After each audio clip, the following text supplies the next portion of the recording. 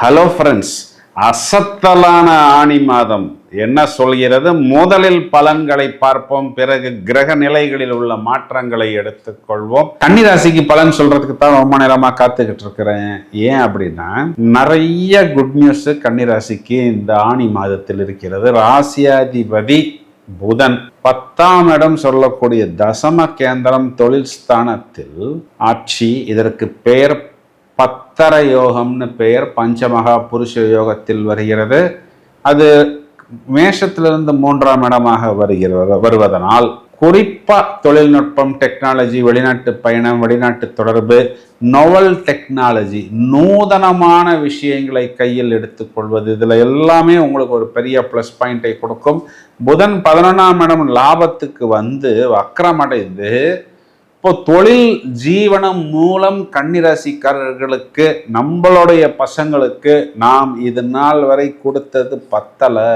எல்லாருக்கும் நம்ம கிள்ளி கொடுத்தாலும் நம்மளுடைய கன்னிராசி சகோதரர் சகோதரிகளுக்கு அள்ளி கொடுப்போம், வாரி வழங்குவோம் அப்படின்னு சொல்லக்கூடிய அளவுக்கு திரும்பவும் அவர் புதன் என்ன பண்றாரு? மிதுனராசி மண்டலத்துக்குள் போகிறார். லாபத்தில் 2 ஒளி கிரகம், 2 நிதி கிரகம், 2 இனிப்பு கிரகம். அப்போ இதனுடைய அர்த்தம் என்ன அப்படின்னா, தொழில் லாபம், உத்தியோகம், வருமானம், இனிப்பு பரிமாற்றம், சந்தோஷம், சமாதானம், அனுகூலம், ஐஸ்வர்யம், இவை அனைத்துமே கண்டிப்பாக கன்னிராசிக்காரர்கள் பெறுவார்கள். ரைட்டு பிரதர், இதை யார் மூலமா வரும்? நீங்க சொல்றத பார்த்தா லிஸ்டே ரொம்ப பெருசா இருக்கே அப்படின்னா, இருக்கிறத தானே பிரதர் நான் சொல்ல முடியும், இல்லாததை சொல்ல முடியாது. இப்போ இந்த இடத்துல குரு லாபத்தில் வர்றாரு. அவர் உங்களுடைய லைஃப் பார்ட்னரை குறிகாட்டுவார். அப்போ உங்க லைஃப் பார்ட்னருக்கு ஜாபாக இருந்தாலும் இல்ல பிஸ்னஸாக இருந்தாலும் அப்படியே வருமானம் அப்படிங்கிறது கூடுதலாக இருக்கும். சுக்கிரன் உங்களுக்கு பாக்கியாதிபதி, உங்க அப்பாவாக வருகிறார். பொதுவாக பெண்களை குறிகாட்டுபவர்.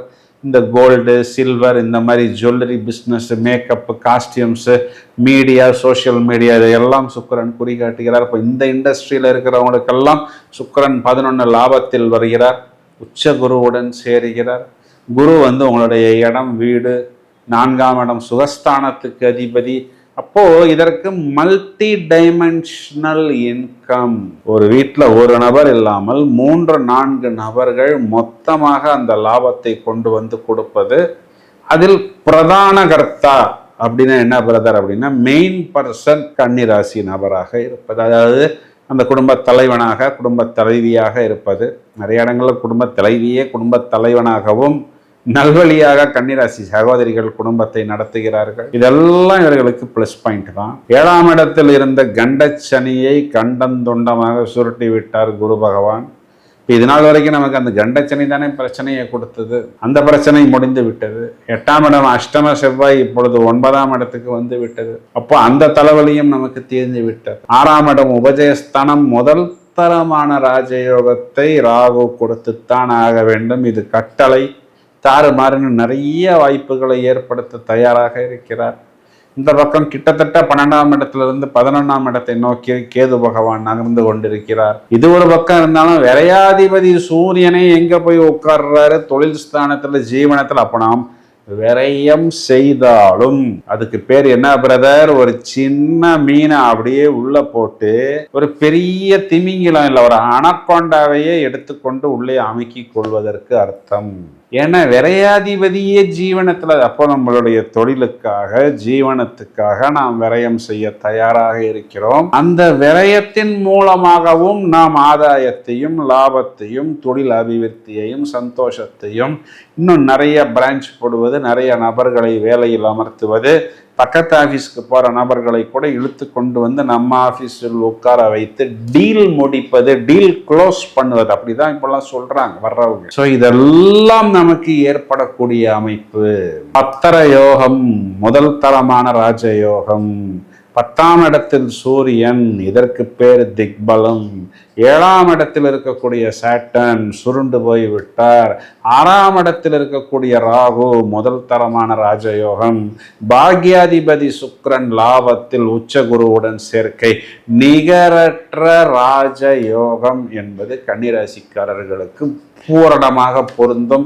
சார், நீங்க சொல்றதெல்லாம் பார்த்தா நான் பணத்தை எல்லாம் எண்ணுவதற்கு ஒரு கவுண்டிங் மிஷின் வாங்கி வைத்து கொள்ளலாமா அப்படின்னா, அதற்கு நிகரான லாபம் வருங்கிறது தான் உள்ள அர்த்தம். கன்னிராசி சகோதரிகள் எடுத்துக்கிட்டோம் அப்படின்னா, கணவனை குறிகாட்டக்கூடிய செவ்வாய் உங்களுக்கு பாக்கியத்தில் வருகிறார். இது நாள் வரை கொஞ்சம் சின்ன சின்ன டிஸ்டர்பன்ஸ், டென்ஷன் கொடுத்திருந்தாலும் இனிமேல் கணவனால் ஆதாயம் அப்படிங்கிறது கண்டிப்பாக உண்டு. இதையும் தவிர வயதில் மூத்த நபர்களுக்கு நிறைய பிரச்சனைகள் தீரும். குறிப்பாக ஹெல்த், வெல்த் சம்பந்தமா கண்களுக்கு முன்பே குழந்தைகள் சந்தோஷமாக இருப்பதை பார்க்கக்கூடிய அமைப்பு. மாணவர்கள் படிப்பில் தில்லால் அங்கடி நம்பர் 1 என்று சொல்லக்கூடிய அளவுக்கு இது நாள் வரை ஆஃபாக இருந்தவர்கள் இப்பொழுது ஆனாக தொடங்கி விடுவார்கள். பரிகாரம் அப்படிங்கிறது பார்த்தோம்னா கன்னிராசிக்கு தேவையே இல்லை. திங்கட்கிழமைகளில் மகா கணபதி வழிபாடு மேலும் மேலும் நல்ல ஒரு ஏற்றத்தையும் முன்னேற்றத்தையும் ஏற்படுத்தி கொடுக்கும். இப்பொழுது நாம் இவ்வளவு நேரம் பார்த்த இந்த பலன்களுக்கான கிரக நிலைகளை எடுத்துக்கொண்டால், ஆனி மாதம் அதாவது ஜூன் 15 சூரியன் என்ற கிரகம் மிதுனராசி மண்டலத்துக்குள் நுழைகிறார். ஜூன் மாதம் 21ஆம் தேதி செவ்வாய் என்ற கிரகம் மேஷத்திலிருந்து ரிஷபத்துக்கு சஞ்சாரம் செய்ய இருக்கிறார். ஜூலை மாதம் 1ஆம் தேதி புதன் அப்படிங்கிற கிரகம் கடகத்துக்கு சென்று வக்ரம் அடைந்து திரும்பவும் மிதுன ராசியில் வந்து அமர்கிறார். அதே மாதிரி ஜூலை மாதம் 5ஆம் தேதி சுக்கிரன் என்ற கிரகம் குரு சுக்கிரன் சேர்க்கையாக கடகத்திலிருந்து வெளியே வந்து சிம்ம ராசி மண்டலத்துக்குள் நுழைகிறார். இந்த கிரக மாற்றங்கள்ல மெயினான ஒரு விஷயம் என்ன அப்படின்னா, சாட்டர்ன் என்ற கிரகம் செவ்வாயை 3ஆம் பார்வையாக தனது விஷ பார்வையால் பார்க்கிறது. சாட்டர்ன் என்ற கிரகத்தின் 10வது பார்வையும் செவ்வாய் என்ற கிரகத்தின் 8வது பார்வையும் தனுர் ராசி மண்டலத்தின் மேல் வந்து விழப்போகிறது. இது ரெண்டுமே விஷ பார்வை தான். சார், நீங்க சொன்னது எல்லாமே நன்றாக இருந்தது, இன்னும் கொஞ்சம் சொல்லுங்களேன் என்றால், இந்த சனி செவ்வாய் பார்வை என்ன செய்ய போகிறது என்பது வழக்கம் போல் 12 ராசிகளுக்கும் பட்டையை கலப்புவதற்கு, புட்டு புட்டு வைப்பதற்கு நாங்கள் தயாராக இருக்கிறோம். அதற்கான காணொளிகளும் தயாராகி கொண்டிருக்கிறது. தொடர்ந்து இணைப்பில் இருங்கள். இந்த பதிவை உங்களது நண்பர்களுக்கும் உறவினர்களுக்கும் ஷேர் செய்யுங்கள். வாழ்த்துக்கள். Thank you friends.